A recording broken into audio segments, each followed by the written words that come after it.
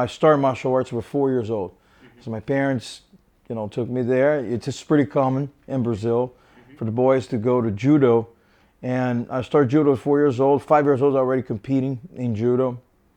And from there, I passed through taekwondo, some boxing, and when I discovered jiu-jitsu. And how I discovered jiu-jitsu is an interesting story. Carlson Gracie, only red belt. His name is Carlo Rosado. He was the uncle of my first girlfriend. I was 15 years old, 14 or 15 years, I don't even remember. And I went to a barbecue in her house. It was the first time, and I was always a short, stocky guy. And he saw that kid, he said, man, you're stocky, you should have started training jiu-jitsu. You want to come with me? I said, yeah, I'll go with you. And I really show up. So I met him at the Carlson Gracie. And I had the first class with him. There was a guy who actually took me in, put him under the wing. And yeah, from there I met Carlson, and life never, was the same. I never stopped. My relationship with Carlson Gracie was so diversified. Carlson Gracie had so many faces. He had so many, he was so representative in my life and in everybody else's life. He was such a mentor, a father, a drill sergeant, an affectionate friend. He was the guy who is, that I learned so much from his success, but I learned so much for his, his mistakes also. Things that he didn't have it, like business. He never was a business guy, he always have done, he was always for love.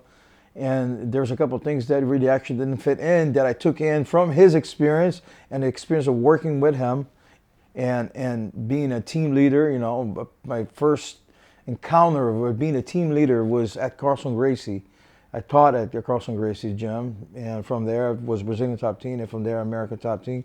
But the first leadership in a big team was through Carlson Gracie team. And I learned a lot with him, man, in so many aspects of my life, my personal life. He presented to me, which is not just my job, my work, things that, I bring to quality of my family, but also he showed me the passion. And the passion in the end of the story, when you're retired, when you're not thinking about money anymore, the money is not as important, or it is your passion, No, so far, we had this idea. I had an idea before that we should be open all the top teams all over the world, and wearing the flags and give the chance to people from the country cheers for their own countries and the top teams.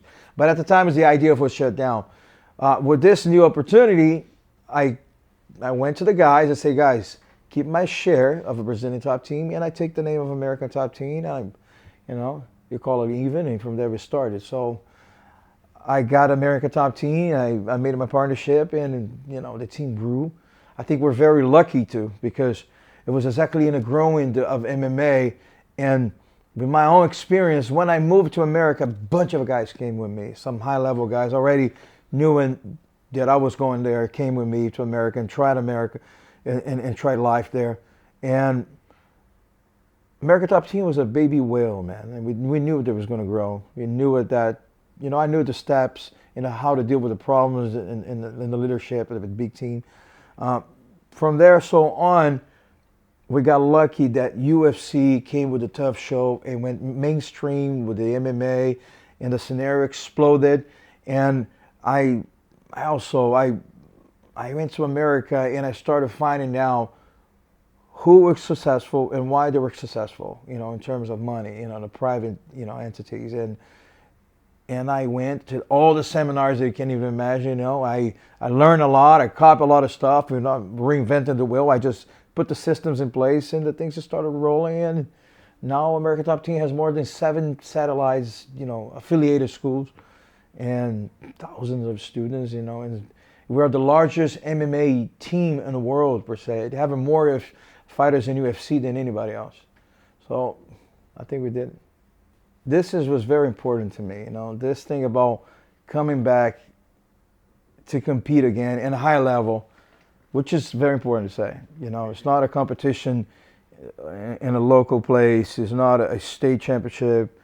This is the world championship against the champion. And so I had I had a 10 months notice It'll take me time to recover. And I have really bad back injuries. So first 3 months, it was just therapy. It was just taking care of the body, do some therapy, do some conditioning to really actually start training, you know.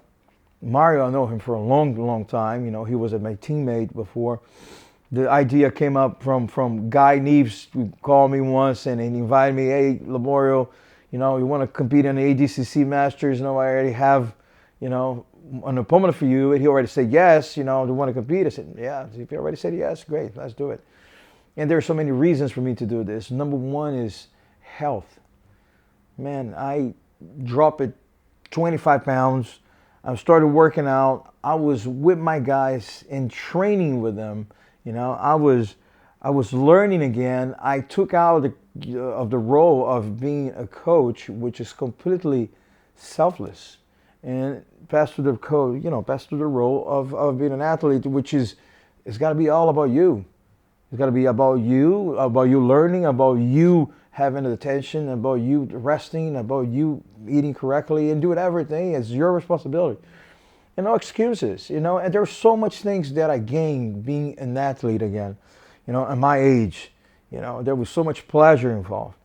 There's so much pleasure involved. Was so important that even I was warming up, and I kid you not, and I was thinking about what's the worst that can happen. Got submit it or lose it.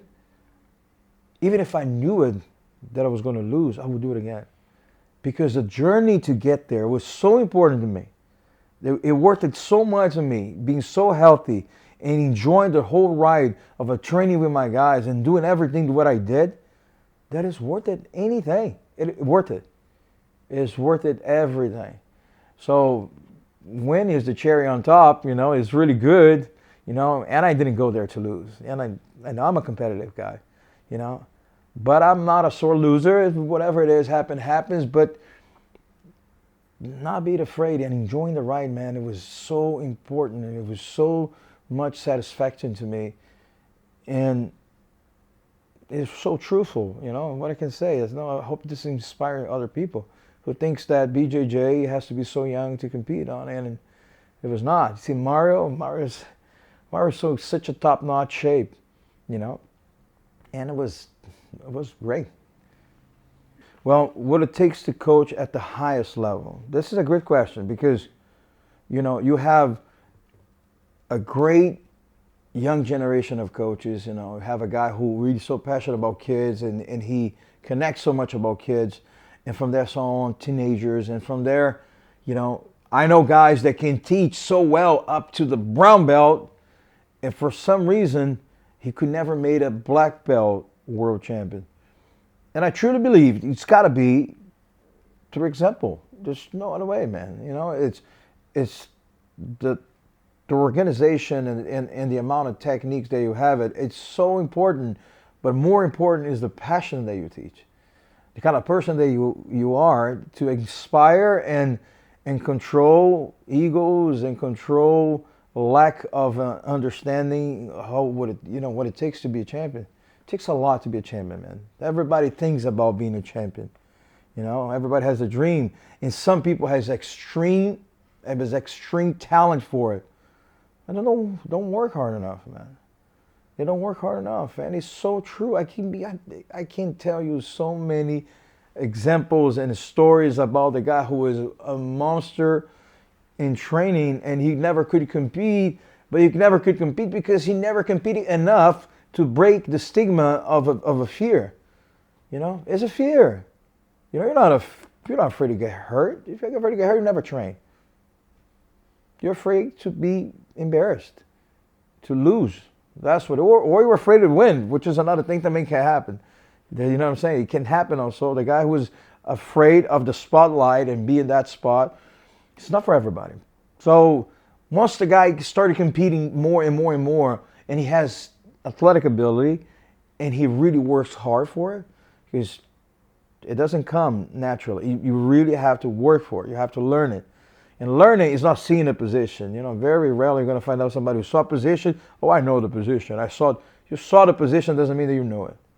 When you're doing it, now you know it. You know, for this, it takes drills, take time.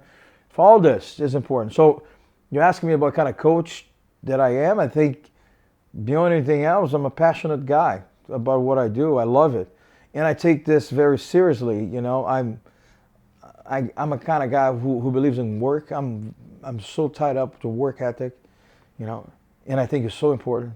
There's no other way. It's a work ethic. You got to punch the clock every day. Plot, plot, plot. It doesn't matter if you're happy, sad, hungry, tired. Have so many times. How many times I got it for this? The duration of this 10 months that I did at camp.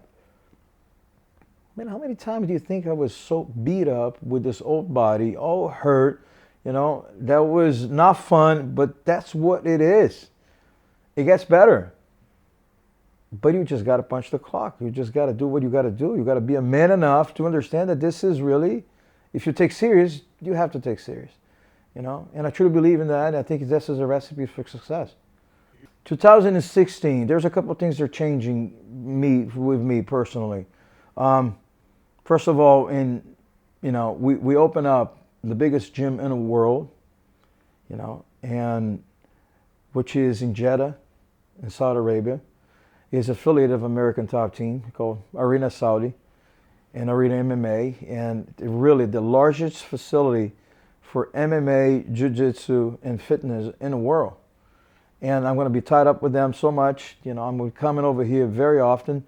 I have such a great ties with everybody that is involved in the project. I have true friends that I come to visit. It's not just work. And I always here in UAE, I have a bunch of kids. There's a lot of kids are here in position. They're my students. They're like sons to me, and I reconnect with them every time that I go there. I come over here.